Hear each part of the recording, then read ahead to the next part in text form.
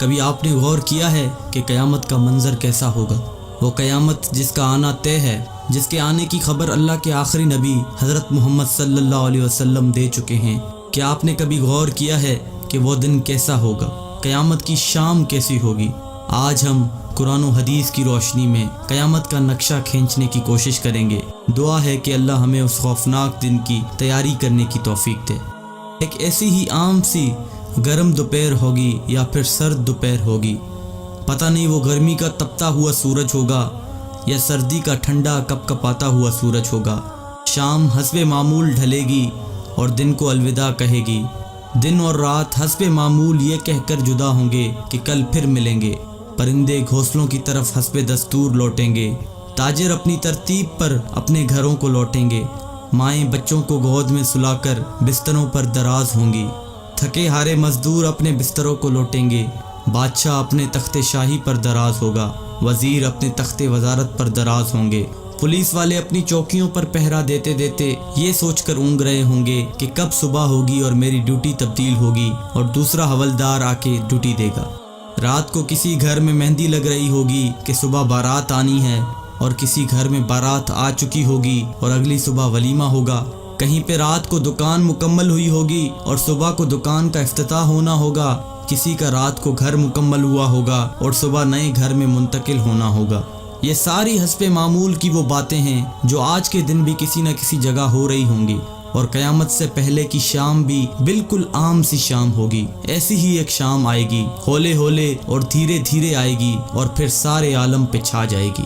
پھر سورج اسی طرح حسب دستور اپنے چہرے سے نقاب ہٹائے گا اور عالم سے اندھیرے کو جدا کر دے گا۔ کوے آنکھیں کھولیں گے، مرغے اذان دیں گے، بلبل کا نغمہ ہوگا، کوئل کی کوکو ہوگی، چڑیوں کی چہچہاہٹ ہوگی، جھرنے اسی طرح اپنے پانی کے ساتھ بہہ رہے ہوں گے، دریاؤں میں طغیانی حسب دستور ہوگی، سمندر میں موجوں کی اٹکیلیاں حسب دستور ہوں گی، سبزی لینے والے صبح صبح سبزی منڈی کو جا رہے ہوں گے اور کام کاج والے گاڑیوں کے اڈے کی طرف جا رہے ہوں گے، ڈرائیور اپنی گاڑیاں ٹھیک کر رہے ہوں گے، مائیں بچوں کو اسکول کے لیے تیار کر رہی ہوں گی، کوئی مکھن کا پیڑا نکال رہی ہوگی تو کوئی ڈبل روٹی پہ مکھن لگا رہی ہوگی اور کوئی پراٹھا توے پہ ڈالنے جا رہی ہوگی۔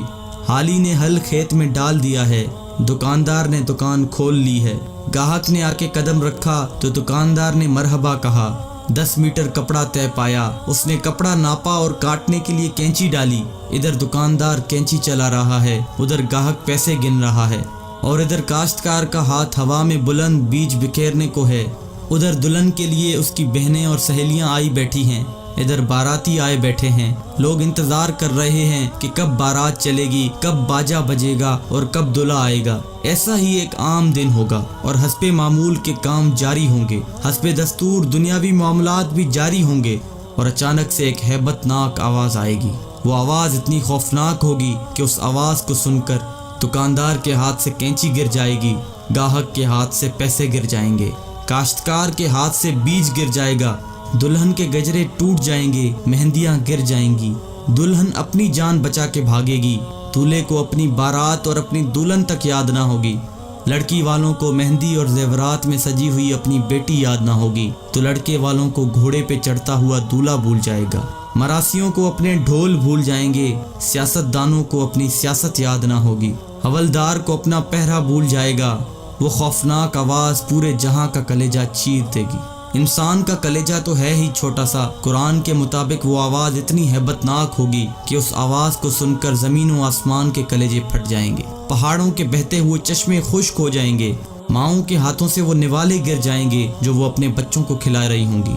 وہ ماں جو چند لمحے پہلے اپنے بچے کو اپنی چھاتی سے دودھ پلا رہی تھی اور میرا چاند کہہ کر اپنے بچے کا ماتھا اور گال چوم رہی تھی، وہی ماں اپنے بچے کو ایک ٹوکری کی طرح ہوا میں اچھال دے گی کہ یہ مرتا ہے تو مرے، میری جان بچ جائے۔ لیکن آج بچے تو کون بچے اللہ کے سوا؟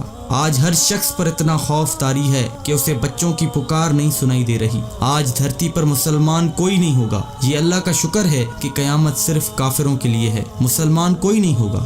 اس دن انسان اپنے ہاتھوں سے بنے ہوئے گھروں کو گرتا دیکھے گا، سنگ مرمر کی اینٹوں کو ادھڑتا دیکھے گا، اپنے تخت کے پرزے پرزے ہوتا دیکھے گا، اپنے اسلحے کو بکھرتا دیکھے گا، اپنی طاقت کو ٹوٹتا دیکھے گا، اپنے جسم کو ساتھ چھوڑتا دیکھے گا، सूरत ये देखो, कोई आंख है तो देखे अल्लाह की बेनियाजी को। आज जिब्रील भी तड़प कर मर गया, आज मीकाइल भी चकरा कर गिर गया। आओ चश्मे तसव्वुर में इसराफील को भी गिरते देख लो, आज अर्श के फरिश्तों को भी गिरते देखो। अब एक अजीब मंजर है, एक हैबत है, एक सन्नाटा है, एक खौफ है, एक जलाल है।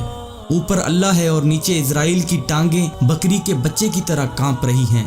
और अल्लाह शान बेनियाजी से कह रहा है, कौन बाकी? इसराइल कहेगा, या अल्लाह ऊपर तू बाकी, नीचे तेरा अब्द इजराइल बाकी। तो अल्लाह की हैबतनाक आवाज़ आएगी कि तू भी मर जा मेरे इसी अमर के साथ जिस अमर से मैंने तुझे पैदा किया। अल्लाह अकबर। कोई इजराइल को मरता देखे मगर कोई है नहीं जो देखे।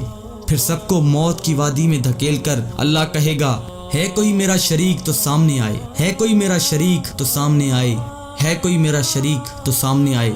लेकिन उस दिन कोई आवाज़ नहीं होगी।